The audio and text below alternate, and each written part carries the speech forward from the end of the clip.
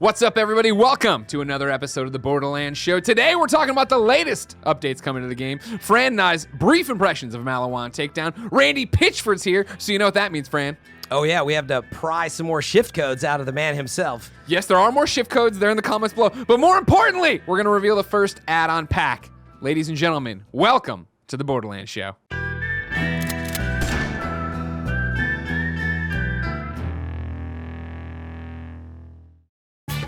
Hey, sugar, I've got a little proposition for you, if you're feeling lucky.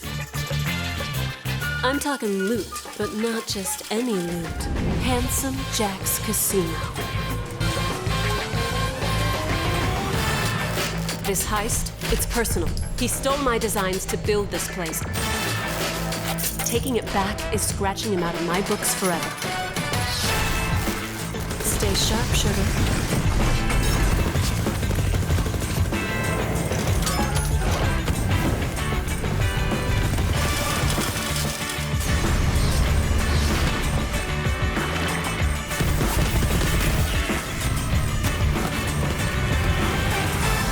Hope you're ready for action.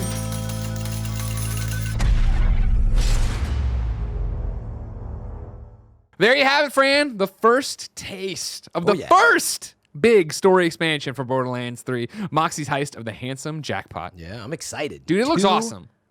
Very awesome characters that I cannot wait to get back into and sink my teeth into. That's definitely one of the big things I want to talk about with Randy Pitchford later on is the fact that, yes, I'm so glad it's happening, and I'm so glad it's Handsome Jack and it's Moxxi, because I love both those characters. Some of the best characters in the Borderlands universe. And now, who knew? He's kind of back. Kind of. I guess we'll find out. You'll find out later. Ladies and gentlemen, enough of that. This is housekeeping. We're opening the show, talking to you. We'll get to the interview with Randy, where he will talk all about that add-on DLC for you. First, what was that now? And much more. And much more. What's Randy Pitchford? He's going to talk about a lot of things. There's a lot. You can't fence Randy Pitchford in. No, you can't. He's going to go all over them, man. Remember, of course, this is the Borderlands Show, everybody. Once a month, we come to you to talk about everything that's coming to Borderlands, has came to Borderlands, and will come to Borderlands in the future.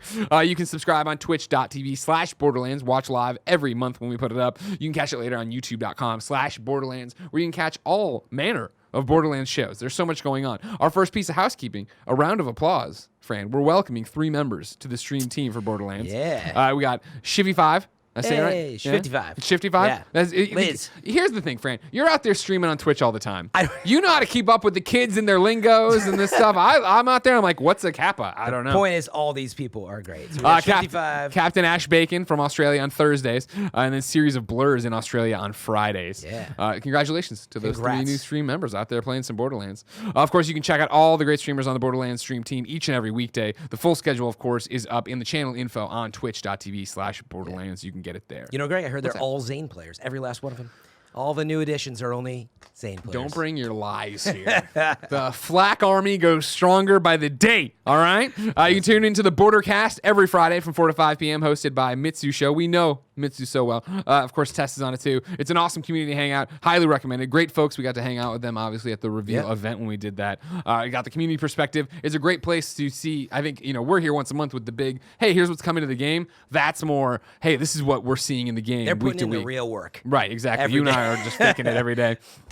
And then, of course, don't forget to watch Gearbox's bi-weekly show, Couch Co-op. It's every other Thursday, twitch.tv/GearboxOfficial for even more insights straight from the devs. Yeah. Worth pointing out, I know we said at the top of the show, I want to say it again, there is a shift code coming. If you are watching live, I know you're in the chat right now going, where's the code? Where's the code? Where's the code? We put the code at the end of the show so you watch the entire show. So you can stop asking now. It'll be there. Randy will give it to you like he gives everyone for you. In that. Bloody Harvest is still live until December 5th. You don't want to miss out on all that unique loot. Fran, I noticed on the Kind of Funny Games cast, a little boy named Imran Khan was saying, hey, I love Bloody Harvest, except for the fact that I can't opt out of it. Like, it's kind of influencing my entire event. And it turns out when we looked on all the community forums, everyone is saying that. And when I was playing it, just trying to platinum the game, I was like, a lot of ghosts around me right now. We're going to talk to Randy about that on this episode as well. We asked him, and he'll have some Gearbox insight from that.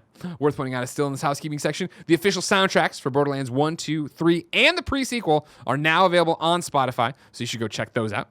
Black Friday sales start tomorrow, November 21st. There's all kinds of promotions worth mentioning. Borderlands 3 is free to play on Xbox One and PlayStation 4 from November 21st through the 24th. If you want to, you buy any version, including Super Deluxe, you'll get 33% off during that time. So if you try it, you jump in, you like it, it's a way to get it cheaper. And Super Deluxe includes the Season Pass content, right? Exactly, which would get you then the Moxxi Heist we're going to talk about in this show. It's all interconnected, Fran. A lot of people, I see on the internet right now, big buzzword in 2019, Strand games. You know what I mean? And I'm telling you, Borderlands, the original Strand game, or at least the show. I don't know. Good housekeeping. Thank you. I nailed it. However, Fran Mirabella, the biggest part of housekeeping is the Day 60 patch. It is coming soon alongside the Maliwan Takedown. It's a big one. It's a huge one. We got the actual rundown here from Gearbox. Do you mind if I read to you? Please. Yeah, I like how you have your notes spread out. Oh, sure. Fran, you get ready for this. Like you're going to bed, right? I'm Fran, ready. The first one is one that I've had to hear you complain about since we started this show. Me and many others. Bank space increase. Yes, sir. 6 times the bank space from 50 to 300 spots. Like usual, players will need to buy the bank SDUs with in-game currency, of course, from markets, just like we bought the original ones. Sure. Still got to upgrade it to get Of course, which is fine. Like, how much money do we all have now in this game? Just rolling. Right? Yeah, exactly. Fran, this is what you've been complaining about forever. How does it feel?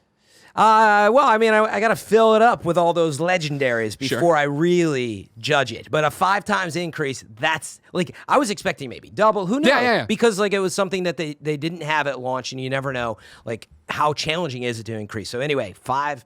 I can't do math. 6 times. 6 times. Yeah, from 50 to 300. Yeah. See, I don't do math, but you anyway, don't. 6 times. It's even better than what I thought. Exactly, So yeah. anyway, I'm pretty excited to like fill it up, and That's a huge one. It's nice. That the community literally has been asking from day one. So that's awesome. That they got I mean, the truth is, it's a big quality of life thing. You want to get some guns, you want a chance to try them, but sometimes you got to stash them away, and we are at capacity, frankly. And so this is actually going to improve the game for a lot of people, so I can't wait to try it out. The next one we're talking about, Fran, assigned drops for legendary loot. All legendaries are now assigned to specific name mobs and bosses throughout the base game, proving grounds, seasonal content like Bloody Harvest, and takedowns. With the sheer size of the loot pool being what it is, players can expect multiple legendaries assigned to each boss with a pretty generous drop rate to start, which may get tweaked over time. This is awesome. Explain to me why, as somebody who actually knows You're the out there- reason, but I want to hear. Yeah. A lot of people are watching for the first time. So it Maybe makes maybe they haven't even completed the campaign. So it makes you such a good host, Greg. I mean, obviously there's so much loot in Borderlands 3, and there's builds that you want to make, there's guns you want to chase and that you hear about, and it can be hard to like track that stuff down, and I need this shield or whatever. Yeah. We saw a little bit of that in post-release. They did a week of, some of the rare spawn chest stuff, and you knew like bosses to go to. But anyway, now we have a permanent addition to the game where I can start to have better chances to chase down specific things. So as we find out where stuff's coming from, it's like, hey man, do you have, whatever, the engulfing ogre yet? And you're like, no, whatever, I didn't get that yet. And it's like, oh, you might pick it up here. That's not a specific example of I know where that's dropping or if it's going to be one of Fran, them tell that's us been what chosen. you know. What did Gearbox tell you? They told you everything. They told me everything. Give me Exactly that. where I want that got burger it all grenade on launcher. my hand. I wrote all the drops on my hand. But anyway, it's exciting to be able to go, as we say in the looter shooter community, go grind it out. Yeah. Like, I just want to go somewhere and spend my time and hopefully be rewarded for that. So we'll see how that pans out. Awesome. Next, another big one, performance improvements that eliminate a lot of the hitching when navigating the inventory menu, as well as various inventory menu UI optimizations and general UI performance improvements. These improvements also apply to split-screen co-op. Yep. Yeah, this is a big one, too. We know when the game launched, it had, like any game, you get your day one patch, Sure. it had some improvement fixes after that. This has been a sticking point, I think, for some. It's just some of the menus, they can hitch occasionally, or the slowness of them. Occasionally, every time. I see it every time. Exactly. They're problematic, and so we'll see how much of an improvement this is. But the point is, the team's out there, and they got to decide what do we work on. You prioritize, yeah. And as we go down our list, it's like, I want specific drops and like where to go. That's huge. That's the interesting thing about it, where I think, again, we're the Borderlands Show, I understand. And we're Bunch the of hosts shills. Exactly, right. But I mean, again, we can say whatever the fuck we want on the show. I think it's awesome that you're literally the 2 shows we've had, right? We've had Gearbox on, and they are like, we are listening, we understand, it's taking time to get to this thing or that thing or prioritization, but to see the bank, to see the performance improvements, to see them heading this head on. Yeah. All right. To your point, I know you probably can't trust us because, we're the definitely shills can't on the trust show. you, Zane. But legitimately, I didn't know if this would come that fast. I hadn't seen this team work that way because like a game this big from that, we just haven't seen it recently. Yeah. And so the fact it seems like they're cooking out these updates faster than I even think they might. Well, yeah, Paul Sage made it sound like bank slots That's were what going I'm to take getting years. He was very hesitant when we talked to him a while ago. To see this stuff rolling out makes me very optimistic for the future of continuing to make these changes. So I'm excited about this one, and I hope that the menus are as fast as I, in my mind's eye, want to see them. So. Nothing's that fast, friend. Well, or I shouldn't say number 4, but the next big one is Mayhem Mode 4. It takes a slightly different approach to random modifiers than Mayhem 1, 2, and 3. In the original 3 Mayhem modes, players had to potentially deal with negative modifiers, such as negative 30% damage with an increase to something else. Gearbox is essentially removing the negative penalties that apply to players. There will only be 2 random modifiers, one that applies a bonus to players and one that applies a bonus to enemies. Also, a new batch of legendary gear will only drop while in Mayhem 4 to reward those players who are truly up for the challenge. Long term, Gearbox has plans to overhaul Mayhem mode with more UI support, new Mayhem modifiers that change gameplay more dramatically, Mayhem playlists, new rewards, and additional levels of Mayhem to work through. They're calling it Mayhem 2.0, and we'll hear more about that next year as we're closer to release. That's down the road, but Mayhem 4 is coming soon. And within this, it's funny how it's almost buried in the notes. It's like Legendary is exclusive to us. We've actually talked to them a little bit about this, but as I read it again, I was like, now I know where to go to get my drops more so. And on top of that, I have a reason to play and grind out, Mayhem 4. So yeah, that's, a huge part of it, right? Of what we want to do with that and give you a reason to come back. And like we were talking about it, we did the Kind of Funny video game club over on patreon.com/kindoffunnygames coming over. And one of the conversations I was having with you is like, hey, I'm playing the game the way I want to play the game, where I'm more in it for platinum trophies and hanging out. You're in the part of the game where you are looking into builds and you're looking online and watching YouTube videos and finding people who are even more into building the perfect build and doing this stuff.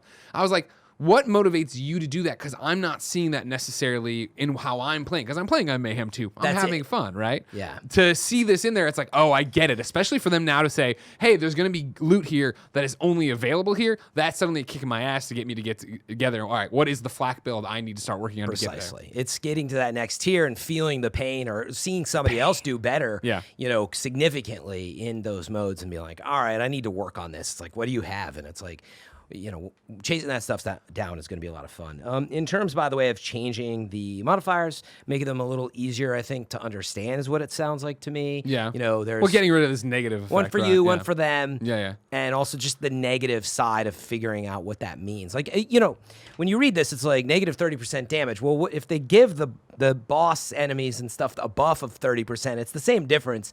But again, there was a lot going on that a lot list. of the screen, yeah. So I think whatever. Hopefully it's just tuned up a little better and not as much. You would run into some challenging setups on that, actually. So again, like anything, we shall see. But certainly, above all, I'm just excited to hop into Mayhem 4, even that I'm chasing stuff and just bring the pain. Oh, wow. You're going to bring the pain, Fran. Well, they're going to bring the pain. Oh, okay. But then you're right. I'm going to bring the pain after. Okay. All right. Good call on that. We'll both bring the pain. Let's bring some pain. Bash Brothers. Come play on PlayStation. Okay. Throw away your PC. Something I've been asking for since we reviewed this on the Gamescast. More vending machines. There are now a bunch more vending machines throughout the game to buy/sell loot. And to run back to and refill your ammo in the middle of a... Ammo is never my problem. At least not now. And now it literally is the fact that I cannot leave loot on the ground. I have it. I have all of it. I got to pick it up, and then it's like you look at the map. Where's the nearest? You're like, oh God, what am I gonna do? You got to start making these decisions. Yeah, what are you gonna toss? I hate it. It's true. It's going to help a lot with that. And also, like, newer players, or if you're going through on a new character, getting a save point or getting to these vending machines to, like, sell some of this stuff like you're getting at was a big deal. So this will help a lot. But also, it's why you got to play on Mayhem 3 or above, Greg, because then you're going to need that ammo. I'm in. This is one specifically for you and all the PC dorks out there. DX12 is now on by default. PC players that notice any performance issues after the patch should revert back to DX11 in the options menu. Like you have so much jargon in your world of PlayStation. By the way, we love all consoles and PCs. Yeah, this is a bit that Greg does. Do this thing. But anyway, here, let's respond to the news first. So yeah, it's just a notice. DX12 is going to be on by default. So you've had from the get-go to choose between DX12 and DX11. Sure. And so your system may perform differently on them. So this is more like, make sure you check it out. DX12 is now on by default, which may be different than what you experienced before depending on your settings. So just keep an eye on it. Try both if you're having performance issues, and provide that feedback to the team as well. Keep them abreast of your setups and if you're having any, problems. But Fran, my favorite DX was always Triple H, Road Dogg, Yeah, Billy exactly. Gunn. There Like, it is. who's in the stable of DX12? I didn't know the WWE went that far out into it, That's a lot, man. Yeah, right, okay. Next show. Okay. Many more bug fixes. This is still reading from Gearbox's statement here. Many more bug fixes and stability improvements are coming. You can check out the full patch notes at Borderlands.com. Easy to remember. Very easy, you know what I mean? Not as easy maybe as, kindoffunny.com/Borderlands. Come on over, ask us your questions for this show. We're giving those to Randy later, but we're not to Randy's interview yet. Instead, it's talking about what we've been playing. That's Maliwan Takedown. What we've been playing. Fran, Yeah. in the back room right now, we have 2 PC laptops. Yeah. Boy, are they loud. And they are back there running a preview build of Takedown. Yeah. You and I both got some time with it. Yep. What did you think? Yeah, again, remember, this is earlier access, so it's not like it was in the full environment. We also were playing solo, and so I'm going to set that up by saying I got my butt kicked. I man. got destroyed. I got curb stomped over and over again. I want to go to Borderlands.com where the write-up of the last Borderlands show, it says, as Randy Varnell stated during the Borderlands show, Takedown at Maliwan Blacksite is designed to be a 4-player co-op mission at level 50, and the enemies there will scale to that level by default. Let me tell you, hooey, I could not even advance through the first door. I was just getting worked. And that's it. So Now, again, granted, these aren't our characters. It's Yeah. a preview PC. They assigned me 4 guns. I'm looking right at you guys. You That's right. screwed me out there. You made me look like a fool, 2K. and that is, we wanted to set it up because, look, we got a taste of Maliwan Takedown, but as you've noted, this is meant to go in with a co-op team. For all we know, people might go in and crush it and want it to be more Sure, difficult. this is going to And- drop, and Mitsu shows out there going to be like, pew, pew, pew, just run through, 10 minutes, be done. Well, no, I'm throwing caveats, which is I felt, the challenge playing solo. And so, in other words, it's feeling good and moving in the right direction. You need a team to do this. You're going to want a team. And I'm looking forward to having more content like this that brings us together instead of just being like, I'm going to try to, solo run through this 100%. mission. This is what I'm looking for out of endgame content. Is right now I'm as I'm chasing my platinum, I'm going on and I'm exploring the map and I'm cleaning up certain things. But when new content drops, I want it to be the reason of me to call up all my real friends who play on PlayStation with me and didn't abandon me at launch like they said they wouldn't do. I call them up and get them in, right? I want another reason for my wife Jen to play with me and jump into this and all right, cool. There's all this new content for us to run together. Let's go. Yep. Yeah, and it's cool because it's not just like taking some area like Eden 6 and you've already been there and this is a new area to go to. You're going to have to travel over there. And so it's got new vibe. It's also got some new enemies in there. Yep. So some new things to adapt to. And I like when you pull the map out and you look at it, you're like, oh, this isn't even that long. It's dual layer. So you pull it, you can go there and you go up. But it's that idea of it's once you die, which I did often, you fail. It comes back and it says defeat and you restart and go back in there. And it's like, all right, cool. I see the challenge here. I understand what I need to do with the team when I started investigating. Yeah, exactly. I mean, it is a challenging run, and they also have been dancing around the word raid because you could very easily, in the context of what is a raid is bringing, I guess, a team together in a more challenging event. Yeah. But people now, there's other games that have done very long, challenging raids, multiple, stages within the raid. And it's not necessarily that, but it is absolutely a multiplayer challenging event. And so far, I'm liking the feel of it. I want to get some of the, exclusive weapons that come out Of course, of there. yeah. Oh, I want to get to the enemies we saw last time around, right? Because, again, not even getting into the real actual takedown. Because I'm so bad with this character. That is not my character. It is not my flag. Don't worry about it. It is a preview. It was the idea, when we watched the footage last month with Borderlands Show, having those giant, almost Terra Dome characters that were rolling through, shooting everything. I was like, oh, this is awesome. I want to see more of that. But in the vein of that, we know Takedown is an idea, and I believe we're going to see more of this. Do you think the game needs more of that, or we got Bloody Harvest, and that was a little more fun, a themed event? Do you want? The way I this? understand it, and the way it seems like they're doing it, and they've talked about it since launch, and we've talked about it on this show, right, is the idea that there is add-on content in whatever way you want it to be. There's all these different buckets of content where it is we have the seasonal stuff, that is that we have the takedown stuff now, this thing that's super hard, and then we have stuff like Moxxi's Heist that we're about to talk about. You know what I Yes. mean? Where we're going to get into and see what that is and how big of the content is and what that's all about. Yeah. For me, I'm it was kind of a self-serving question because Oh, my apologies. I was setting myself up, everybody. But no, like I do like the idea that hopefully there's challenging enough content that continues to come with this game, and to say, man, I got to get a team together. Are Yeah. you available Saturday night, 8, blah, blah, blah? Yeah. Let's play on the PlayStation, Greg. But no, being able to get in there and get a team together and that feeling of accomplishing something together. I'm just glad that we're exploring more of that content. Obviously glad we're getting add-on content and free seasonal stuff, but so far the mix is good, but this hits a sweet spot for me. As long as their loot is good and the rewards are good. So, we'll see once we dive in deep on it. Okay.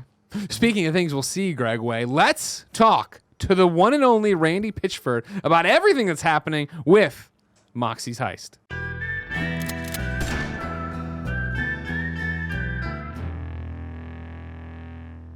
As I live and breathe, Randy Pitchford. Yay! Welcome to the Borderlands Show, finally. I'm excited to be here. We're excited to have This you. is happening, and now I'm here a part of it. That's I'm great. so sorry we have to bring you on with such bad news. I just wish more people were playing the game. I wish people were buying it. You know what I mean? Man, these numbers, It's crazy. isn't they're it? crazy. Are they not crazy? It's it's pretty weird, because Borderlands 2 broke a lot of records and broke, became the best-selling title in 2K games history, Mm-hmm. and to already be like so far ahead of the, it's just crazy. Yeah. I don't know. It's Yeah, crazy. congratulations, man. It's pretty hard too. Like we spent the last 7 years just basically shitting ourselves, worrying, worrying if we were going to live up to the expectations. How And- hard and was that to work with that? Like you guys knew what Borderlands meant, let alone how successful Borderlands 2 was. You have to live in a paradox. And the paradox is, on one hand, you have to absolutely believe in your heart of hearts that it's going to work out and that all the effort is worth it and all the risk is worth it and it's just going to work. Yeah. And then on the other hand, you have to absolutely be certain that you're going to die and that these 3 things are going to kill you, or these 17 things, or these 40 million things are going to kill you, so that you can deal with those things.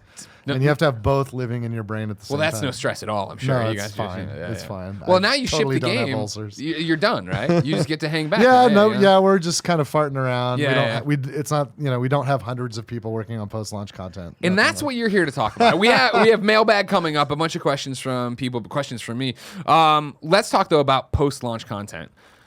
From a top level, before we even talk about the Yes. Moxxi stuff, post-launch content for you guys, you have so many different pieces.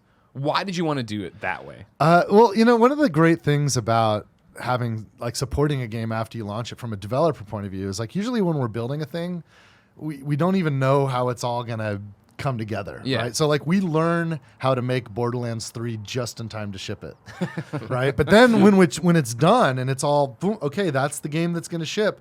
Now we know what we're doing, and with that, now the fun is okay, now that we know what we're doing, now what can we do? And Gotcha. we tend to splinter off with different groups of people that kind of attack different fronts, right? So we've got a group of people that are working on what we call seasonal events, right? So this Yeah. was like the Bloody Harvest event that we just launched. And these are awesome, where we can just say, hey, we're going to create a thing that's going to, be about a theme, and we're going to do some goofball stuff that, isn't really on the, you can't really justify that as part of the main product, but we can be goofy and kind of mess around and have some fun and put some cool stuff in there, and then know that however great or terrible it is, that's just going to live for a moment in time, and then we can do more and more and more of those things. So those are kind of like Petri dishes for experiments.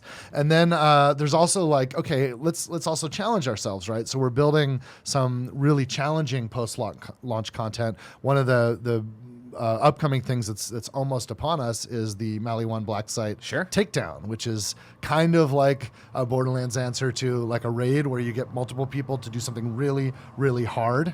And but if you succeed, and we just talked about it, of course, Fran and I.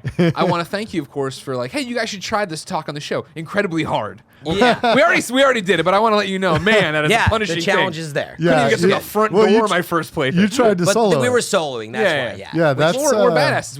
We host the Borderlands show. We have to do that. I'm sure there are people that can do it. I'm sure there are people that but- can solo it, but man, I can't. They're all on the stream But, team. but to, right. to your point, I like that we have 2 pieces of free content. Bloody Harvest is just something kind of goofy, fun, whatever, good for the season. And then Maliwan Takedown leans into this, we got to team up. I need some help. Let's go in and face a challenge. So I like that it's not all the same, if that makes sense. Yeah, and we're just getting started, frankly. Yeah. There's we have other fun things that we're planning. But like, it's awesome to just come out of the gate and have this. And one of the reasons why we're able to do it is some people on the team, you know, they finish and they're just not allowed to touch the game anymore about a month or two before it actually reaches store shelves. Yeah. And those people can immediately get to work on other, you know, just keep the momentum going. Yeah. They're just working on new stuff. Meanwhile, we've got folks that are, there's like, in addition to what we talked about, there's teams that are just, they're all about updates and, you know, doing the hot fixes and the patches and stuff to kind of, some are tweaking balances, some are there's a quality of life team. And then, you know, there's also things that we think we can be doing better. And we have people working on that. And then we've got massive teams working on campaign expansions and, you know, what we used to call campaign DLC. Yeah. So Right. this stuff is, and so like it's cool right now because now instead of everybody all on one thing, now we've got all these little like pods of awesome talent kind of exploring their own vectors. And from my seat, it's pretty cool, right? There's a lot happening. I get to kind of jump into the things that excite me the most. Sure. And roll my sleeves up and work on things that are kind of fun, and then other things I get to consume like a customer, which is really rare. That's got to be cool, yeah, right? It's Just really that- awesome for my seat because, you know, I was really close on Borderlands 3, so nothing about the main game surprised me. Yeah. Right. So I'm totally not at all objective about Borderlands 3. Like I am in it, but with some of this stuff, I can be. Like the Bloody Harvest, I had no idea other than the high level concept. Hey, we're going to do a holiday themed event. Yeah. And it's going to be called Bloody Harvest. That was all I knew. Wow. So I got to experience it for the first time, like as it was wrapping up, you know, and I'm like, okay, now I'm playing the content to see what we're doing here. And it was kind of fun to look at it through the lens of basically like a customer, which doesn't get to happen for me very often. Yeah, I'm actually Yeah. surprised to hear that. You know, you'd think that Yeah. you were close on everything, but to your point, you have so much cooking. We're kind of dividing and conquering a bit, Yeah. and also letting people be free to explore and experiment and try stuff. So That's got to be freeing as a developer, right? Like, I mean, for Yes. these creative types you get in Oh there. yeah, there's so many awesome people on the team, and they just, you know, I every day I feel grateful that just stuff appears, and I just go, oh my god, you made that! Oh no! Like it's so cool. Now, you said something interesting when you were talking about this. Obviously, we were going through all this different stuff. Yeah. But you're talking about what you used to call campaign DLC. Sure, And yeah. now it's story, expansion, what it story is, add-ons. actually, what we used to call these were add-on packs. Like, Yeah. in fact, Gearbox Software's very first product was Half-Life Opposing Force, which was an add-on pack for Half-Life. Yeah. And you bought it in a store, and it was a disc, and it would install as an add-on to the original game. Now you can get add-ons digitally, and that's where the term downloadable content, because you download Of course. it, DLC. But you don't have to. Like even in Borderlands 2, a lot of our add-ons were retail products, and you Sure. could buy them at retail. You could buy like Captain Scarlet from on a disc. You know, it's so yeah. The best way to think about it, I think, for the season pass content, these are campaign expansions. They're big experiences. When I played through the first one, Yeah. the first campaign expansion that we're going to launch for Borderlands 3, it took me about, it was like basically a full day. I think it was about 7 hours. Like, I Wow. didn't have a stopwatch. Sure, yeah. But yeah, it took me a full day at work to go through this content, and that's a lot of. It's not like a little microtransaction Oh, totally. DLC thing. Like this is a big stake, you know. Well, that's what I think so fascinating about the way you guys are handling it and the way you're building out Borderlands 3. And you have obviously from the Genesis, but this humongous game with so much replayability on its own, Yeah. let alone then, hey, here's the free holiday events. All right, Yes. hey, here's the free takedowns. Yes. And then here it is. It's 4, right? The story add-ons you're doing. that are Yeah, the big season ones. pass will have 4 campaign expansions. Right. Yes. For you, how hard is it for the team to sit there and decide what is what? Or is it super easy? Because I guess the Oh, expansions are man. so big. It's a process. I remember one of the first meetings we had, just brainstorming concepts. We had we have this room at Gearbox we call the War Room, and it's basically our writers' room, but it's also like a creative room where the creative strategy group meets, and we tend to conceive of things. So we just started throwing random concepts on the whiteboard, and we have like a whole wall is whiteboard, and the thing was just dense and just single words or a couple of words, and it was just dense with not like just the whole thing was filled with ink. And then what we started doing is realizing that some of these things could be connected together. Like, hey, we can do that. Those 5 things can all become one and bundled around this theme. Sure. And then, let's take this theme here. And so they started congealing and coalescing. And that was one process. Another process that we did is we took all this stuff and then we let kind of leadership clusters conceive of a more fleshed out concept and just pitch. And so we were getting it was awesome. Like, I'm in the room instead of like having to be responsible for figuring out what we're doing, now I'm hearing pitches from people from the team like, hey, what if we do, and Your feet's on the desk, big cigar in your mouth. Like, tell me what you're making. It was amazing. And so we heard a lot of these pitches and way more than we did did. But then some things like, hey, this is awesome, but let's take these 3 things out of it and let's put this in this other thing, which has this really great core conceit. Sure. And it's sort of this process that I guess the best word I could use to describe the process is it sort of congeals. I guess it all blah, blah, blah, blah, and there's this amorphous blob of like making Jello stuff. with fruit inside of it. Yeah, or something. not just fruit, but everything. So when you're looking at prioritizing, there's so much on the board. Are you thinking about, is it the narrative mostly that you worry, or is it the level design? Is it the gameplay, or is it everything? Meaning, do you worry about the fan reactions? Wait, we got to get the narrative right. Is that the top priority, or? It's not a concept until you have all of it, but every idea starts from one vector, right? It starts from either story or style or design. So some people are throwing ideas in that are very much style driven, like, Kester, art director's like, you know what? I think it'd be cool if we made guys like this. He just got this idea for this weird monster thing or something, or this weird creature or this fun character, or he just wants to make an environment that has these features to it, right? And that's where style, and sometimes it's even not even that concrete. As an environment or a character. Sometimes it's even more abstract. Like, hey, if light came from here with color like that, and then we'd feel and it's really abstract. So that's like a stylistic kind of influence. Sometimes an idea starts from design, where there's a gameplay idea that you want to explore. Sometimes it's very specific, like a very specific input and feedback that you want. But other times it's more abstract, like, hey, let's take the verbs we already have and kind of mix them up in a new way and see what we can do there. And then sometimes the idea starts from story, which is like a narrative conceit or some character, who, why, some situation.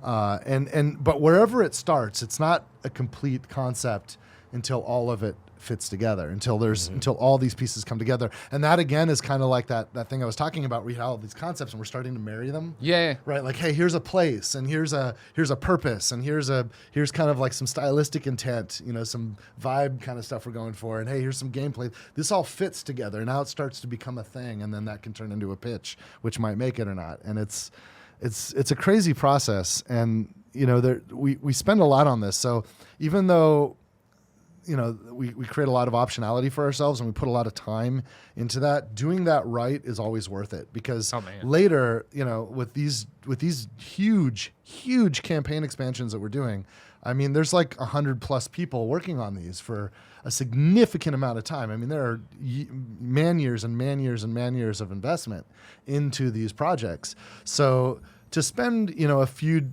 what amounts to a couple of weeks of 5 to 10 people arguing in a room. Yeah, that's your cigar. That's actually a really good investment of time. Yeah. Hell yeah, man. So it's pretty wild but it's fun. It's really fun. That's Well, it's time, everybody, to talk about Moxxi's heist of the handsome Jackpot. But for you watching on twitch.tv/Borderlands, we're going to run that trailer we started the show with one more time in case you joined us late. If you're watching on youtube.com/Borderlands game, you probably already saw it, and you probably didn't even watch it. I know the shift code's down in the comments below. Everybody thumbs it up. We're used to it. For now, though, let's take a look at that announced trailer. First look.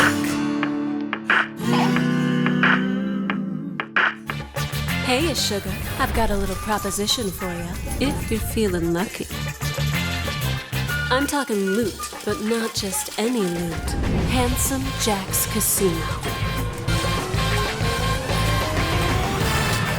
This heist, it's personal. He stole my designs to build this place. Taking it back is scratching him out of my books forever. Stay Stay sharp, sugar.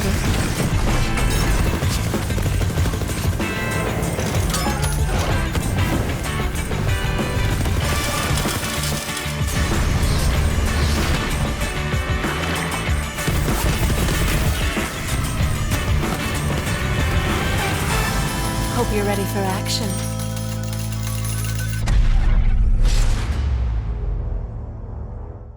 That looks awesome. I can't wait. That's exactly what I'm looking for. Randy, what is the elevator pitch, though, for people? The trailer's great. It looks like Ocean's 11. I love it. What are they getting into? A lot of people don't know this. Handsome Jack and Moxxi, they used to be an item. They were married. Handsome Jack stole Moxxi's casino idea. And now he's dead. So Moxxi's like, I'm stealing it back. So she's assembling a squad. You're going to go in there. You're going to go to Handsome Jack's Handsome Jackpot. That's his cruise ship casino in space. You're going to go in with Moxxi and your squad and take it down. And you're going to loot the thing, you're going to rob it, and Moxxi's going to take this place over. And she's really pissed. Like, he aped everything. There's even a bar called Foxy's Bar. Like, oh, no, that's too far. That's the line, Randy. Oh, she's no prisoners. No prisoners. And along the way, you get to spend more time with Handsome Jack, even though he's dead, because, Spectre's there. You get to kill all kinds of wicked, awesome bad guys, collect tons of badass loot, level up. And what's great about it is you can treat this like endgame, like it's a whole new campaign, expanded to the end of the game, or you might be just starting out. You might start a fresh game and just boom, this is like a side quest. And it's 7 hour side quest. Yeah, 7 hour side, but it balances to whatever level you're at. And as long as you can get there from Sanctuary, then you're good. And you guys were nice enough to give us like 20 minutes of footage of playing through. It is awesome. And I can't wait to get in there. There's a lot of cool stuff in there. Yeah. The other thing about it too is when we start these, we know what we're doing now. So a developer week is worth way more on DLC than a developer week during the main game. Sure. And we're just like, what the hell are we doing? So it's super efficient. And and so many people are like, the other thing too is the stakes we feel are a little lower, which means we can be riskier. Really? Yeah. What do you mean the stakes are lower, you think? Well, there's so much pressure to make sure that the main game and the main storyline is all in canon and everybody, everything's taken care of with how does this matter for the big picture of the Borderlands universe? Sure. But who gives a shit about Jack's casino, cruise ship? We can just goof off to the side, and it's fun, but we don't have to worry about the implications to the larger. We can just go over here and just goof off and just have as much fun as possible and be as outlandish and crazy as possible, and not worry about the implications to the bigger universe. Sure, that's a great point of putting, because I always think of it with the way you guys, Borderlands specifically, do your add-on content. It always feels to me like dessert, that cherry on top, because the people who are playing it are the hardcore. They are the Borderlands fan. They already love the game. They're already there for the right reasons, right? So like you're saying, you can get nuts with it now. You can go and give them a character. Yeah, now, that said, one of the things that's kind of ingrained in the values of Gearbox and how we think about ourselves as entertainers, the relationship we want with the people that play our games is we always want the people that play our games to feel like they got the better end of the bargain. Yeah. Right. And we can achieve that because of scale, right? When we get enough customers, we're gonna eat, we can pay our salaries and we get we get to have a place to live, and but if we make the entertainment worthy enough and good enough that, the people that are playing these expansions, it's in the season pass. So anyone that already bought the Super Deluxe Edition, they already have the content. But they bought in for this more expensive SKU. And the people that buy the season pass later, or the people that buy each expansion as a a la carte, standalone, the mission we have for ourselves, we have to outdo it. We have to make sure that those people feel like they're getting the better end of the deal. Right. So, we think about what people pay for add-on content for other games, and we think about how much value is in it and how fun the experience is, how big the experience is, how much total entertainment value is. And we just want to do better. We want to do better than we did before, and we want to do better than the choices other people have. And if we feel like we're doing that, then we feel like we've done a good job. And, it doesn't always work out, but for these, the momentum is so high on the development team. Yeah. Like I said, it took me 7 hours just to, and I've played the game a few times. Like, Yeah. and I know what I'm You know doing. what you're doing. You know what I mean? And I know what now you're doing. I also am very consumptive though. I tend to I want to see everything. I was gonna say, are you a Fran type player who's in the Okay. menus all day, just doing this? Well, and you got to look at the corners of the room. Yeah, and see how the I do light like to falls see the on- art. I do like to see I do like to consume the experience. But we've had the average in playtesting is 8 hours. Wow, Nice. So I can't wait, man. There's plenty. You of know, time. but I know there's going to be some streamers that are going to be able to Of course. speed run this thing in like 4 or 5. But even that, like a campaign DLC that gives you 5 hours, like that was the peak when we were doing the stuff for Oh, yeah. Borderlands 2. Yeah. Like the biggest ones in Borderlands 2 were about 5 hours of content. So we're trying to raise that bar in terms of the scope of the content, but also the quality of it. Yeah. And that's important too, right? How tight it is and how much stuff you can do. And, we're introducing characters that we love from the past that we've maybe missed, but also introducing new characters and creating new, some of the best characters in the Borderlands franchise come from these expansions. Oh, yeah. Like Moxxi herself came from a Borderlands 1 expansion. So Well, that's why I'm so excited for it, is the fact that it's Moxxi and Jack focused, right? Right. That I get two of my favorite characters that I get to run through and do that. If you played Borderlands 2, Jack is impossible shoes to fill, right? Yeah. And some people miss Jack. Yeah. Even though he's an asshole and a villain. That's some why we people miss him so much, right? yeah. So All right, kiddo. this is this is a way where we can, without undoing our canon, we can spend more time with Oh, the sure. character. Yeah. There's another character that Jack had body doubles. Yeah. Right. So you played as one of them, a guy named Timothy, who was, he looked exactly like Jack. He was surgically altered to look like Jack. He sounds like Jack, has the same fingerprints as Jack, so he can access. because DNA and all Yeah, that. yeah. And that was the character you played in Borderlands, the pre-sequel, one of the options. And that character is coming back in this, and I don't want to spoil anything, but we're having a lot of fun with it. Yeah. So we saw the trailer, and you talked about getting into a room and deciding. There's all this up on the board. Yeah. So what would be this 30 to 60 second, call it, pitch of how it came together? Like, That what one did you sort see? of, so that one didn't congeal from a definitive pitch. Like there was a number of things we wanted to play with. Like I remember one of the concepts in the room was, hey, we should play more with the slot machines in Moxxi's bar. yeah. Let's play with that. Like how far can we go? Like I remember back when we did the Tiny Tina's Assault on Dragon's Keep expansion, we had characters with loot boxes on their backs and shit. Like what if we had a slot machine on the back of a giant, Goliath or something, and just goofing around with gambling. So gambling was a thing, and then wouldn't it be great to have Jack? What can we do with Jack? That was on the list. There's a bunch of side characters that what can we do there? One of the ideas was a cruise ship. Right, because we have Sanctuary 3, so we can explore different places in the galaxy. Which is awesome. Well, instead of going to a planet or a moon or an asteroid, what if we boarded another ship? And that was so that was sitting. So there's all these little things sitting there, and some of those got pulled together and became this over time, and it was a fun process. Once we had the idea of.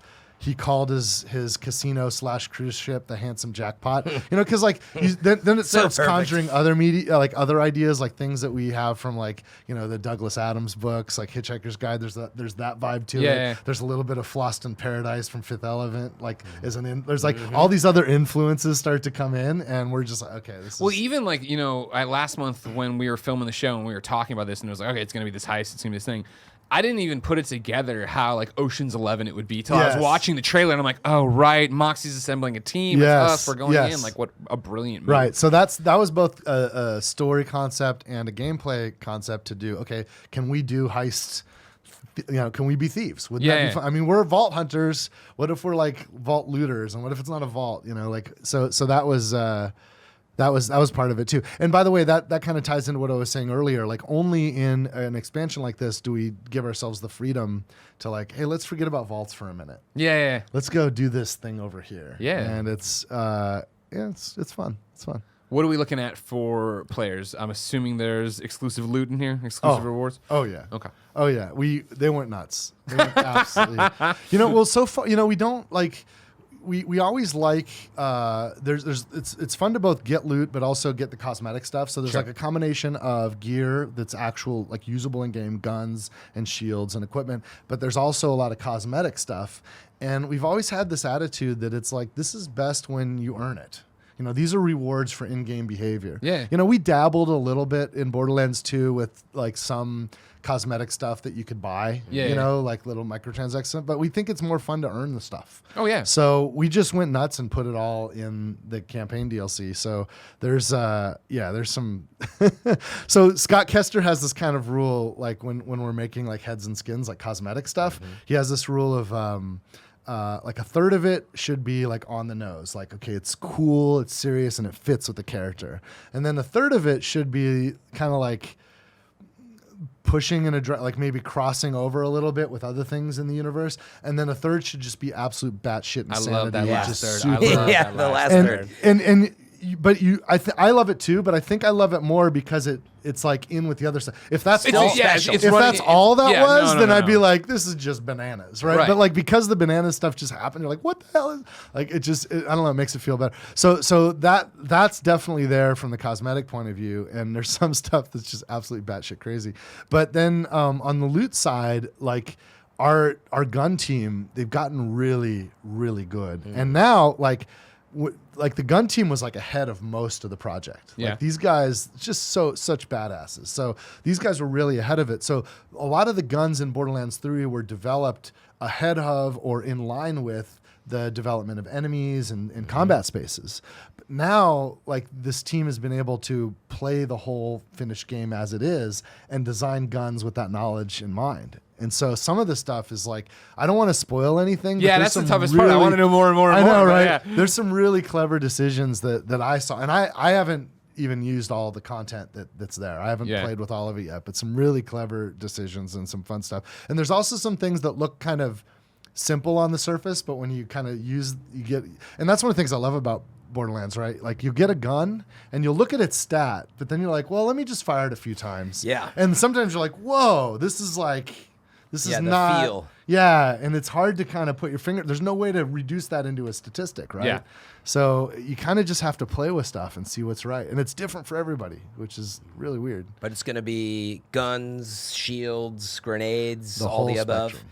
The whole there's So new builds, you know, Yes. that we can work Yeah, on. Oh we're- God, Fran will never play. Fran will Yeah, keep, that's Fran's the gonna thing. keep working Yeah, the there's build. there's gonna be there's gonna be some new best new builds stuff that that emerge as The as a live concept. team will look at balancing Yeah. out after maybe. That's all right, though. We'll see. You know, we didn't. You know, it's this game's so big and so complex, Yeah, and it's a lot of you don't things in know there. what you don't know until you know it, and you know we're figuring it all out in real time. That said, it's like the guys now, like they've did some things to kind of fix what they thought were more like bugs rather than balance issues. Sure. And now their attitude, they're getting really good at it. And there's this constant loop between them and players. Yeah. And by the way, if you want to give feedback to the guys that are responsible for like hot fixes and balance and stuff, Their phone number is no. Yeah, let's just I grab it. promise you, like they exist just to try to entertain people. Like their whole thing in the world, they just want everybody to have a great time. But they respond so well to respectful comments Constructive and criticism. constructive criticism. So if you want something actually done the way you like, be positive. They respond really. I've noticed that's the way to kind of tweak them when I'm trying to get something done.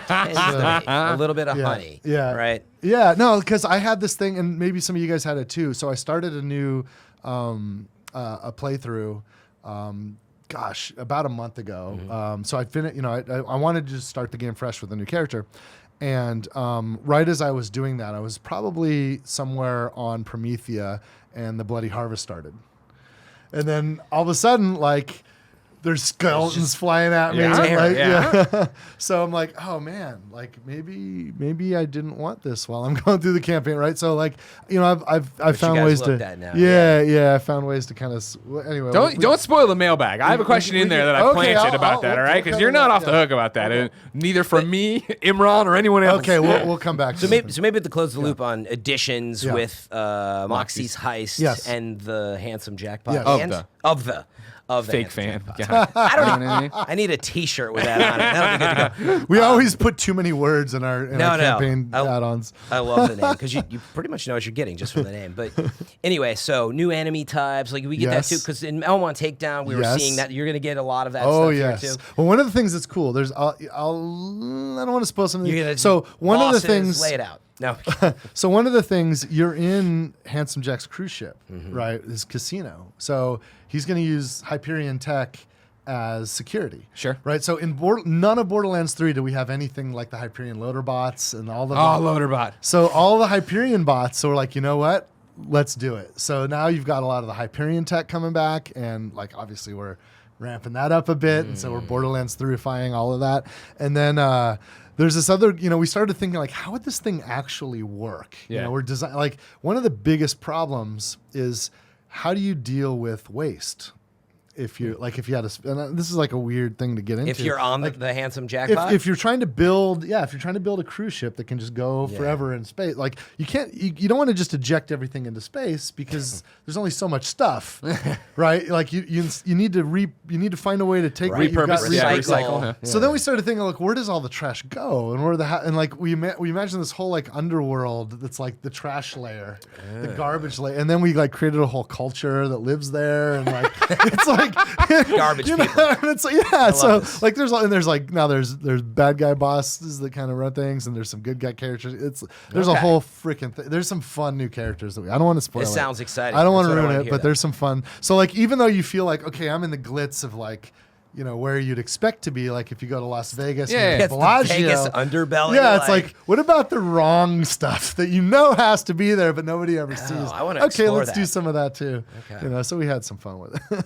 I like how that's how your RPG shooter goes. Is that Yeah. you're on one hand, how do we make cool loot? How do we make cool enemies? How do we make cool things? And then you're like, but where would the garbage go? Wait, that's inspired a brand new We level can't of help villains. it. and Like everything. somebody asked a question like, well, how would this work? And then that leads to a whole freaking.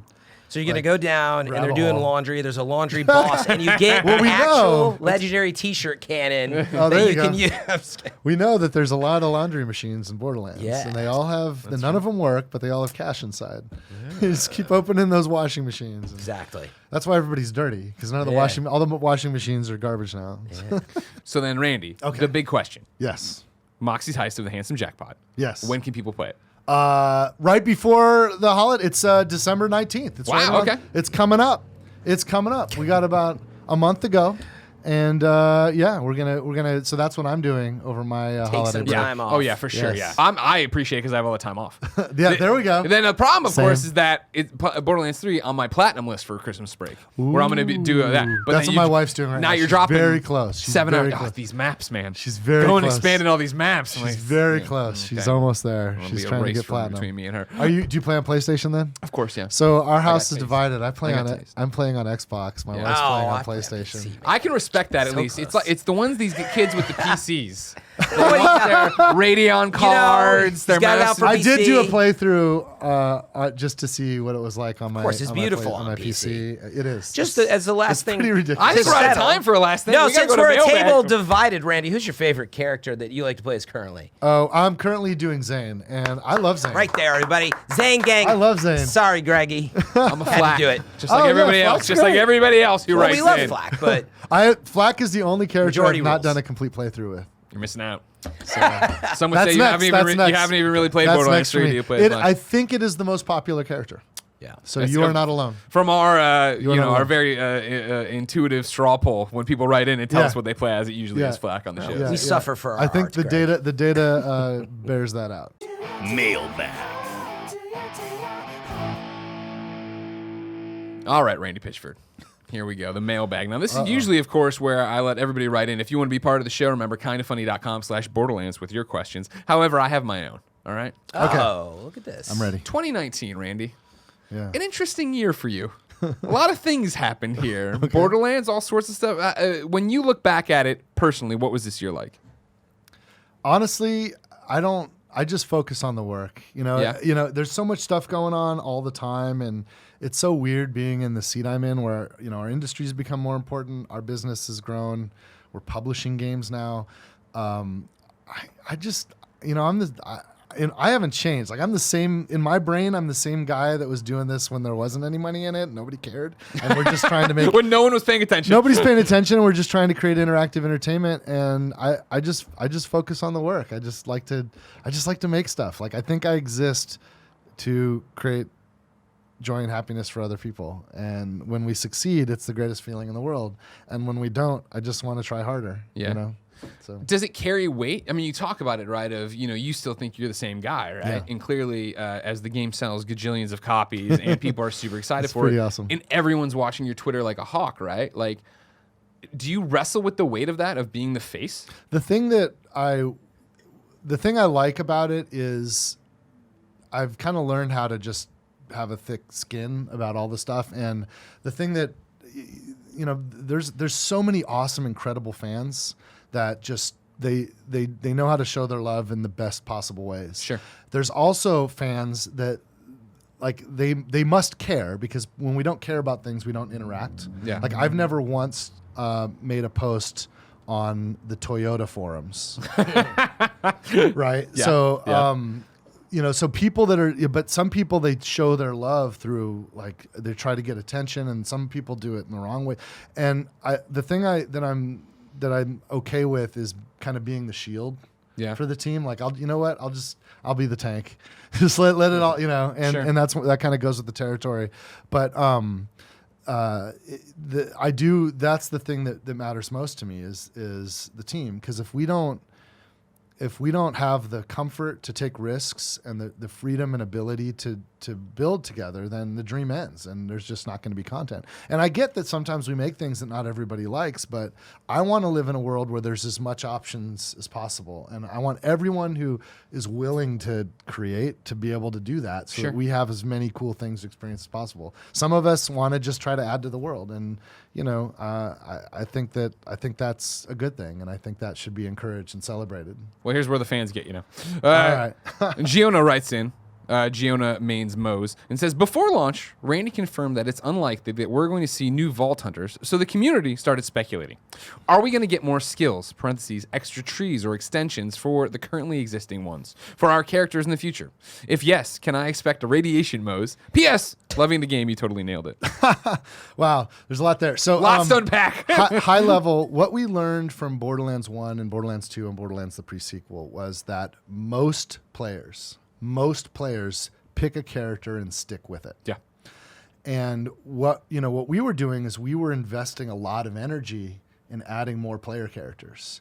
And there's 4 in the game, which means that just for the energy it takes to create them, most players are only getting the value out of 25% of our investment. And we want as many players as possible to get 100% of the value of our investment, right? So what we decided was, for this game, instead of adding new characters, we should take the energy that we would have put towards that, actually like 3 times the energy, because we're just betting more now. Yeah. And we're going to put that energy into expanding the characters that already exist. Now, we haven't announced how that will take shape, but we have a bigger effort involved in making the characters we already have deeper, more robust, more interesting, and just adding stuff and extending what's there. We have more energy going into that than we ever did to any single expansion characters from past games. That's awesome. Because that was always my thing, as somebody who played all the Borderlands. It was that idea that, for me, I picked my character, and that was my character. Yeah. And I never wanted to go back and start again. I always wanted to keep adding to the narrative I already made. Yeah, it is tricky, though, because there is something fun about, there's a discovery of, like, hey, sometimes we created characters that people really loved that were add-on characters. Gage was one of the most popular. Krieg was one of the most popular. And these were add-on characters. So the idea, like, wait a minute, what if the best stuff will never exist because there's no add-on characters? I promise you, we put our best stuff into the main 4. Nothing was held back. We put it all in, right? You know, we're gonna, if we're lucky enough to get to work on more Borderlands games, we're gonna have to dig deep because we put everything, we put all of ourselves into them. But with that, I have the same thing, right? Like you invest all this time in a character, the idea of like erasing it and starting over and just like letting go of all that progress and just starting from scratch, for most players, that's a big pill to swallow. And when I say most, it's like 75% plus. It's really astonishing what the data shows. Well, again, even like that was the most exciting thing for me of looking at those 3 skill trees when you revealed that, of being like, oh no, you're giving me a reason to keep playing as this character, to mix and match how I want it to be, to really feel it out with Flak. Because I was Flak from the beginning, not like Fran, who just went around, didn't know what he was going to do. I was Zane since the beginning, but I don't know about that. And that's the other thing we did too, right? You look at the characters in Borderlands 3, and each of them is basically the amount of investment that we put into 3 of the characters from the last game. Like there's 3 completely different characters in one. Like the skill trees are so, like there's 3 actions. They're diverse abilities to start with, right? Like super diverse now. So even in the main game, it's like, even though the kind of like shell of the identity of the character is the same, it's kind of like getting 12 characters out of the gate. Yeah. Because each one plays like 3. Well, that was always the thing. I love the idea of being able to play with 4 of the same character with your friends, and then you'd see, wait, what is that? What move is that? What skill is this? Yeah, it's crazy. It's free. Yeah, you can have 3 completely different Zanes that play completely different, or Moes or any of the characters, all on the same team, and actually have different roles in the combat. Well, that's great to hear, yeah, because we had talked about that. I think it was with Paul, maybe it was Randy, but like it was like, no, we're not doing any more Vault Hunters other than these, and it was sort of like he just couldn't talk about more. Yeah. But I think the community was left with like you said, but I remember. Like a downside, yeah. So now, hopefully, the way you put it, you're putting so much into each of these characters. The upside is way better. We're just not to that point yet, but when we do, I think everyone's going to be like, wow, holy. Like, so we'll see. We're working on it. Looking forward to whenever that may be. Yeah. Now, our next question, I accredited to Imran from the Kind of Funny Games cast. You can watch youtube.com/kindoffunnygames. But instead, I'm going to credit somebody different. Randy Pitchford writes in, who mains Zane, and says, can we turn off the seasonal events if we don't want the effects to permeate the base game? Oh, yeah, that's me. Yeah. That was I have to imagine, an unintended consequence. Yeah, where it's like, this is great. And you go to Circle of Slaughter and you're like, oh, there's ghosts. I'll tell you, it's really interesting. We saw more people completing the Borderlands 3 campaign than we've ever seen in any game. Not just Borderlands game, any game Gearbox has ever made that we have data for. There's almost twice as many. The completion rate is almost twice as high in Borderlands 3 as for Borderlands 2 per player as it unfolds. And it's a way bigger game, and there's a lot more to it, which is really like, wow, okay, I think people really like this one. So we kind of like tricked ourselves into thinking, well, everybody finished the campaign. But meanwhile, there's like literally millions of new customers coming in every month. Yeah. So, and they're just now starting the game, and we're doing these seasonal events where the whole world's turned upside down. So yeah, that's a nice lesson. And look, this whole thing is kind of we're learning it in real time too. We want the freedom to experiment and try things and to push boundaries, but we hope that our players give us just enough rope to like get ourselves out of messes we might create. And I think like the Bloody Harvest event is awesome, especially for people that are really engaged in endgame and are looking for things to do. But if you like I restarted the campaign and I'm trying to like just play the campaign, and now there's this extra layer of complexity that's interfering. So I think, at some point when we do seasonal events, we're going to have to figure out how to maybe let them be toggleable. And this is something that the designers are exploring right now. I don't know that we can, like the Bloody Harvest event is going to be over within a month. Train's out of the station on that one. Yeah. But this is a great lesson for us that we'll want to incorporate for future designs, and we'll see how we do. Awesome. And again, I realize, of course, I'm hosting the Borderlands show. This probably sounds like the most empty compliment possible, but you guys are doing such a great job as somebody who's covered games for so long with talking about this. Thanks. The thing that when somebody fucks this up, what they do right is that they just go quiet. Mm-hmm. Yeah. They see the audience, they see the subreddit threads, they see the thing, and they don't say a word. Yeah. Even for you to be like, hey, Bloody Harvest, it's happened and we Yeah. can't do it, but we've learned and Yeah. we're looking into And- it. That's what people want to hear. And that's the trick, right? Because it is an awesome event, but not if you're not doing it. yeah. It's like if I'm not doing the event and yet the event's doing me, now Yeah, I'm not yeah. happy about that. And that's crap. Good point. Yep. And I'm literally experiencing that Yeah. myself. Yeah. So I totally get it. I totally feel you, and we'll be addressing that. Yeah, awesome that you guys are keeping an eye on it. And so, like Greg said, you're responsive, even sometimes just as the community hearing, yeah, I agree with you. Like sometimes that's all we want to hear. We're like, cool, so let's see what happens next time. You know what's right? cool about this project, and this isn't true about every game I've worked on. In fact, some of them it's very not true. But in this one, like a huge percentage of the folks that work on the game are now players of the game. Like sometimes you make a game that turns out to be good enough, or dare I say, so good that you kind of just want to keep playing, even though, a lot of times when I finish a game, I'm just like, I don't ever want to see that again. Sure. Just like, but this one's got this weird kind of life. So everything that players are experiencing, we're experiencing too, and we're beating the shit out of each other in the studio. Like, I can't believe it. It's like, dude, I didn't know. Like, and we're like, fuck. Like, and we're trying, like, we're just trying to do the best we can as fast as we can, and it's pretty awesome. The vibe's really great in the studio because of that. Awesome. Our next question from kindafunny.com/Borderlands comes from Kent, who is smart and plays his flack. Would implementing a way to pick up loot either as junk or as keep be a difficult process? Offhand, it seems like it would be an easy quality of life tweak, but who knows if there's some back-end thing that would hold it up. Yeah. You mean like as I'm picking up loot, the way that Put I it pick in it your up junk decides bag. whether it goes into a junk bag or Yeah. Yeah. That's an interesting one. I'd have to think about that. I mean, you'd need an interface for that, right? The default pickup button is what it is, and you can one tap button. or hold down X, and I'd have to think about that. Like adding chord, I hate chords. Chord is like when you hold down another button. Oh, so a Like- button Yeah, combo yeah, kind of thing? Chording interfaces, most people don't know. I don't know. Yep. But yeah, that is exactly, Yeah. as I can say, I agree on that. I'm like, well, I want to pick that up and already set it for trash as it's going in the bag. Yeah. And I have the same thing, right? Like and that's part of what Borderlands is. Loot can be so plentiful. Once your backpack is full and you don't want to go back and sell shit yet, Yeah. and you don't want to drop anything because I can get a few hundred credits for this piece Yep. of junk. It's like there's this weird. I paralyzed it's a by what to weird- do. It happens to me all the there's time. this- Happens to me all the time. What's fundamentally underneath that is the idea of choice, and incidentally, this kind of drove the like why the bank is the size it is.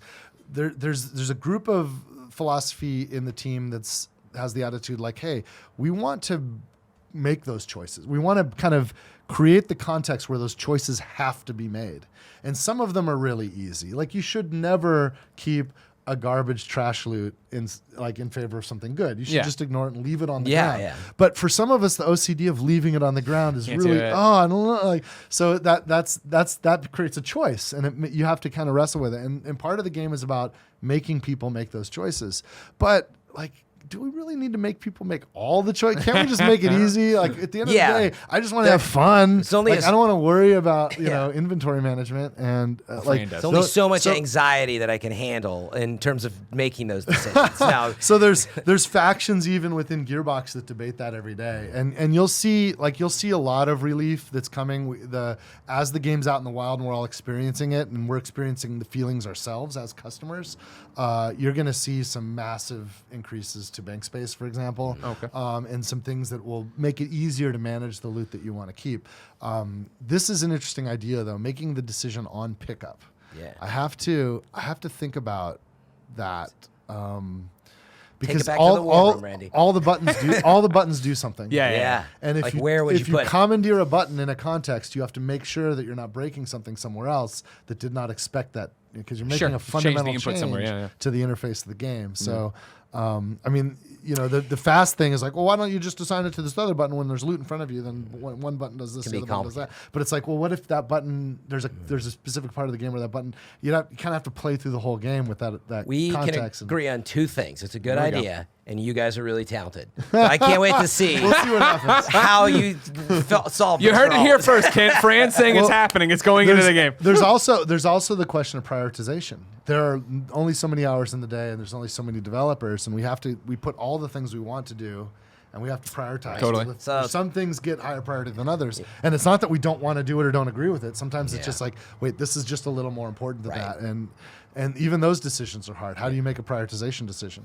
Yeah, do you want It's a toggle your game guardian development, rank? Like, Do you and want... people really care. Oh, Like, yeah. we really care. This is like our livelihoods. This is like our art. And then our fans really care. They invest hundreds, sometimes thousands of hours. So it feels like the stakes are really high in some of these cases from an emotional point of view. And it's like every one of these priority decisions is like, or design decisions feels like a Sophie's choice. And it's like, I don't want to decide who lives or dies. We're just trying to have fun here, you know? But you get to decide, Randy. Yeah, well, not you just like the idea. No, not just me. I mean, I can wield that stick, but it gets weaker and shorter. Exactly. Every time. Yeah, sure. That's fair. Chad is also very smart and plays his flack and says, so we saw in the trailer for Borderlands 3 released in an article a while ago showing a, quote, alleged raid boss. We have found the area, but haven't found the method of entry. Is it currently active and we still need to find it, or will it be activated at some point in the future? You know this, the door? Yeah. Fran, there's a door that is there that we cannot open. And as somebody clearing the map looking for the platinum drives me crazy. Because I run up to it, I'm like, what am I doing wrong? What is happening? Well, I'll say two things. One, for now, don't worry about the door. Okay. But for later, I don't want to.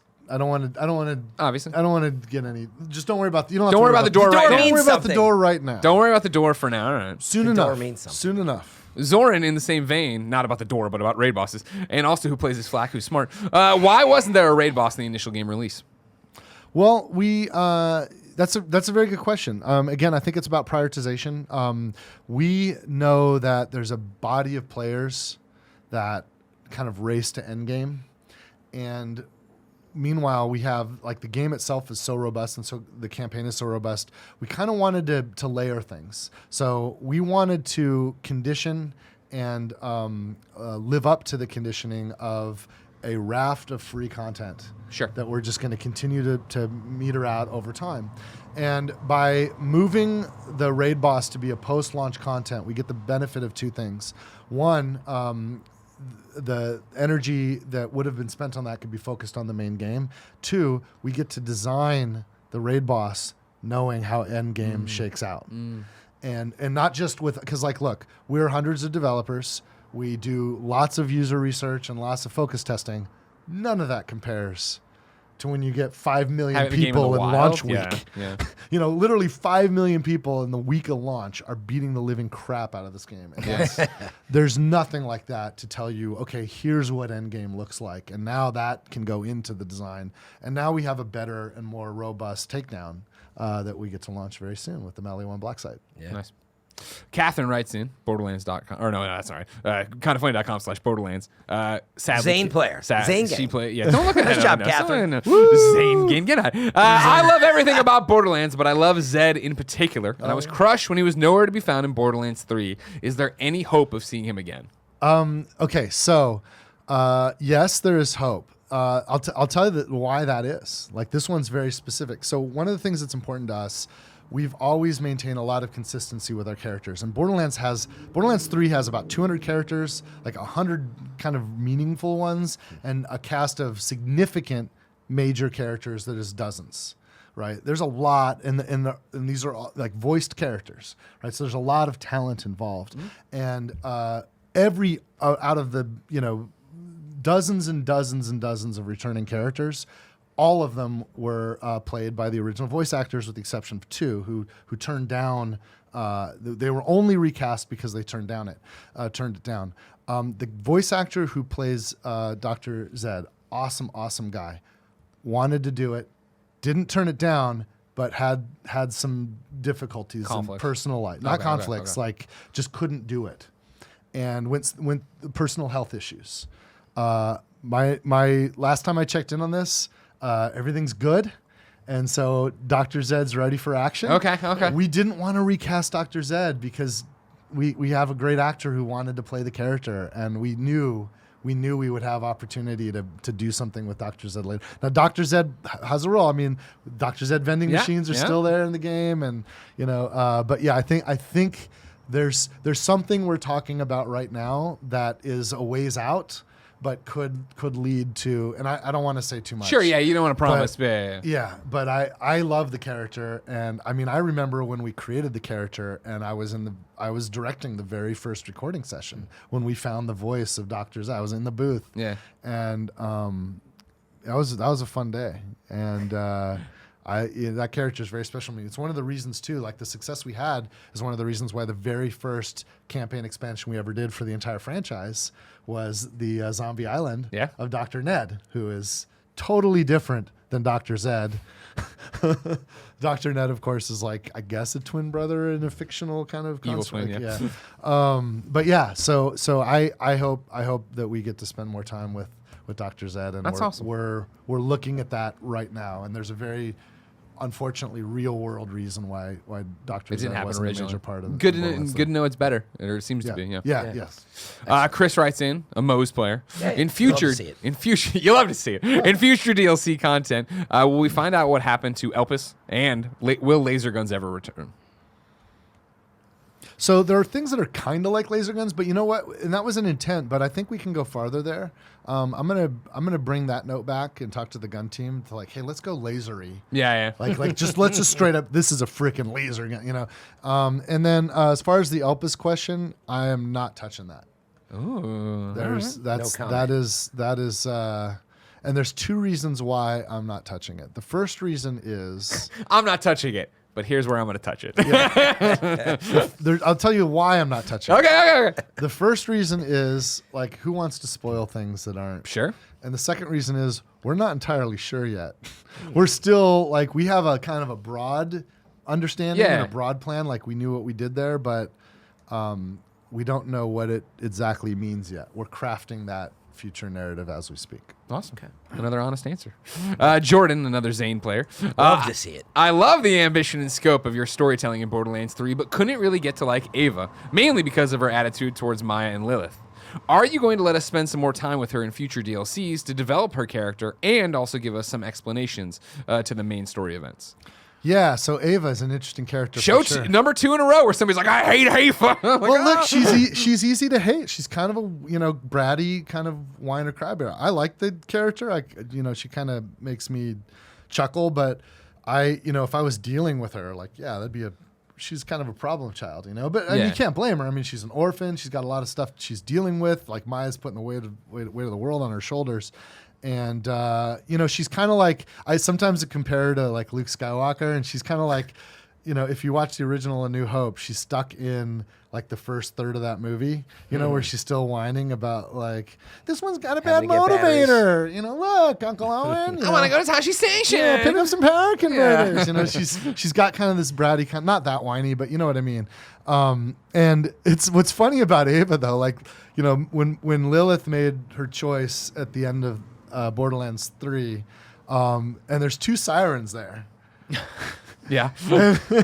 She picks Ava. Tannis is that bad. So, Tannis, she's smart, but man, she is a mess, right? Yeah, she is you want to talk about annoying. schizophrenic, completely, she's bananas. So, so Ava now has to, we're going to have to see what happens, how she lives up to that. But I think that there's a really good chance we'll be exploring her some more in campaign add-ons and campaign expansions.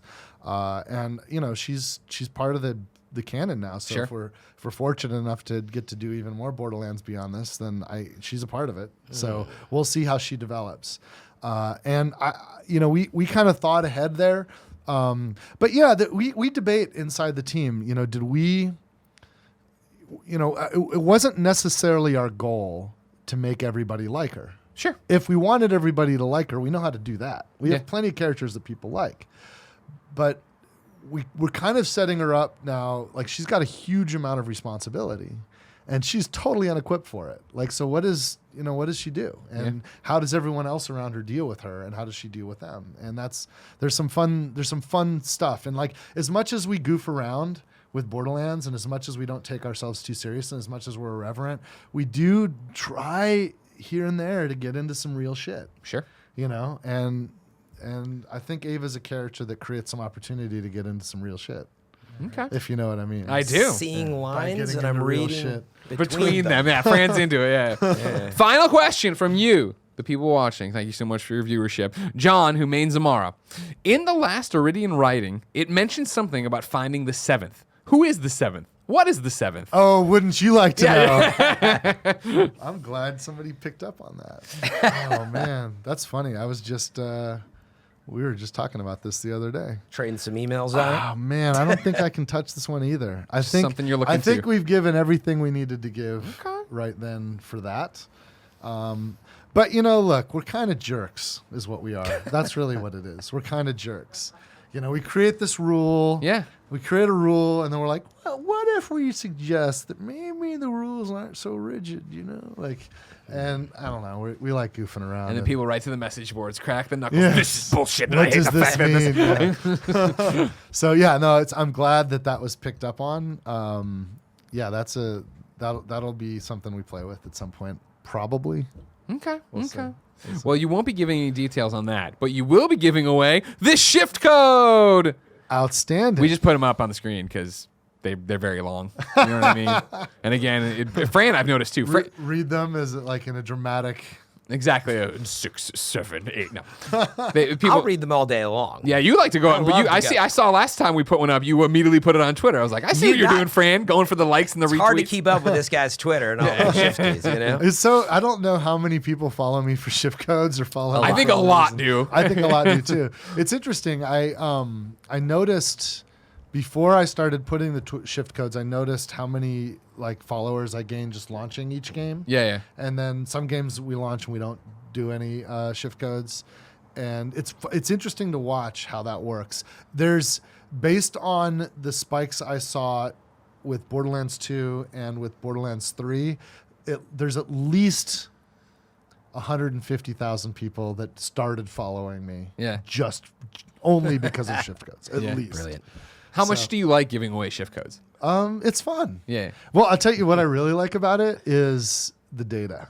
Yeah. It's we learn so much about us. Yeah. About behavior, and it's like, and we, we're right now I'm probably going to do a few more weeks where we do, we're doing these 24-hour active for 24 hours. Just make sure there's a handful out for the weekends. Then we're going to start trying some other things. We were doing these very little 3-hour gaps, just 3-hour windows at the beginning. Back in Borderlands 2, we tried all kinds of different stuff. So now we're kind of going through and trying some different things. And it's really interesting what we learn about behavior and social. And I think that's what I get out of it. Also, I like the idea of, look, here's just a gift. Sure. A reason for you to go play more. Yeah. Or just you're already playing. Yeah. Here's a reward. I don't know how many times I from first parties to suits, this could be monetized. And I'm like, no. Yeah. No, that's not why we did it. That's not why we created it. Come on. Why does everything have to be about money? Let's just be cool. It goes back to that original philosophy of we have to make enough money. We have to make of more. course. we have to make more than we spend. Yeah. Otherwise, we're dead, and the dream ends. Yeah. Right. Same with the show. You have to make at least what you spend, and you get to keep doing it. But you're doing it because it's what you love, right? Yeah. Yeah. Right. So with those, okay, we're doing okay. Why can't we use this as a tool to kind of go with that value I was talking about earlier, where we're trying to help people feel like they're getting the better end of the bargain. Yeah. But this isn't everybody. This is just the people that kind of want to be closer to us. The people that want to follow us on Twitter, or engage with us on social or whatever. And that's what that's for. Hey, if you want to be a little closer to us, cool. We can have a relationship, but not really, because there's a lot of you. But here's a way we can kind of have a relationship, and I'm giving you something. Yeah. And that's the kind of relationship that I want to have. I just want to create joy and happiness and give entertainment to people and feel what that's like. Feel the reflection of that. Wow, we did something that people like. That feels amazing. That's awesome. Yeah, that's kind of what it's about. Randy, thank you so much for coming in today. Happy to be here. I'm so glad you guys have me. Oh, no. Cool. Well, thanks for making the show happen. No big deal. Wasn't me. Those are the suits we were talking about. Yeah, well, I meant making the game. Pure marketing decision, man. All right, don't cut the camera. I'm grateful that the game's important enough to justify that with the people that make those decisions. Yeah. But man, that's it's awesome. Fran and I are grateful enough that the game's great. We like playing it, because this show would have been really rough if we hated it. Yeah, exactly. Oh my God, I gotta play Borderlands again. Good Lord. Ladies and gentlemen, it's time for everybody's favorite part of the show. Let's ask a psycho. Ask a Psycho. Nick from Riverside, California asks, are we ever going to see Handsome Jack in a Borderlands game again?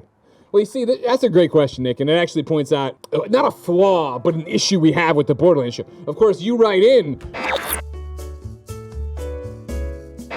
There was a 30-minute interview 2 seconds ago. Yes, he's in the deal. The DLC's all about him. Ask a Psycho. Thanks for watching the Borderlands Show, everybody. Make sure you're following Borderlands on all the social media accounts to figure out what's going on next, when the next episode of the Borderlands Show is happening. Right now, as always, we like to keep it vague. December-ish. We're saying December 17th-ish. 17th-ish. That's good. December 17th-ish. We'll be there before the holidays. Maybe Fran will wear a Santa hat. Nobody knows what will be happening. I do know that Anthony Nicholson, Gearbox's lead producer on all the add-on story content for post-game, will be here with us. So get your questions in. Again, kindafunny.com/Borderlands. Ask him about what you hope to see in the next thing, what you want out of Moxxi's, how he goes about doing all the stuff, where he gets into that. That'll be great. Yep. Remember, of course, you should keep up with this show. We do it live on twitch.tv/Borderlands. You can go to kindafunny.com/Borderlands to submit your questions. You can watch it anytime you want on youtube.com/Borderlands game. You should tune in to Gearbox's Co-op Couch every other Thursday at twitch.tv/GearboxOfficial and watch the Bordercast with Mitsu and Tess every Friday from 4 p.m. To 5 p.m. Pacific right here on twitch.tv/Borderlands. Until next time, Vault Hunters, like, Follow, and obey.